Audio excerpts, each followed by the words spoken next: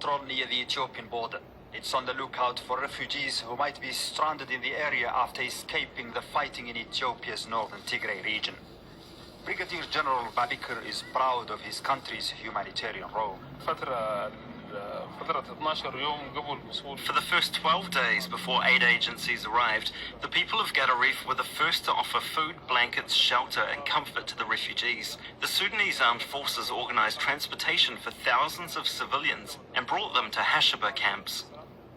The Hashaba, also known as Village 8, hosted 15,000 refugees in the first 2 weeks after the fighting started in Tigray. These homes were borrowed from local Sudanese farmers to host the refugees. Sudanese aid agencies prepared food in the camps.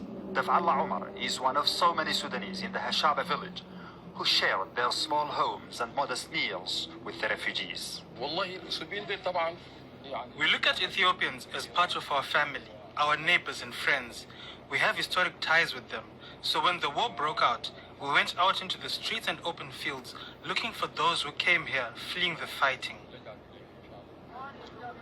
Sudan itself is going through chronic inflation, fuel shortages, and other severe economic problems. Stability at its borders is of utmost importance. Well, the war in Ethiopia has brought to the fore another unresolved issue here. Where I stand is the Fashaga farmland, thousands and thousands of hectares of millet and sesame fields.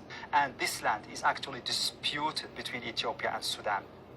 Al-Fashaga Triangle, where most of the refugees are staying, covers an area of about 250 square kilometers, and it has about 600,000 acres of fertile land.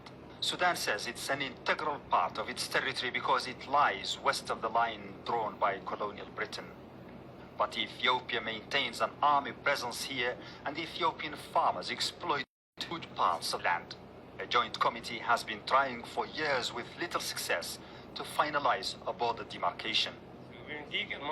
Pointing to it across the adjacent Atbara River, this Sudanese farmer is unequivocal. Our borders are well defined and we're not ready for compromise. Our government has allowed these Ethiopians to settle on our land, but we object to that and we will fight them to the last man until we restore it fully. That's the pact we made with our ancestors. We haven't crossed into Ethiopian territory. Why do they want to take ours? During the first few days of the fighting in Tigray, some Ethiopian army units abandoned their bases within Fashaga, and the void was filled by the Sudanese army. Now, its commanders tell us they're not intending to cede those positions to the Ethiopian army if it tries to return.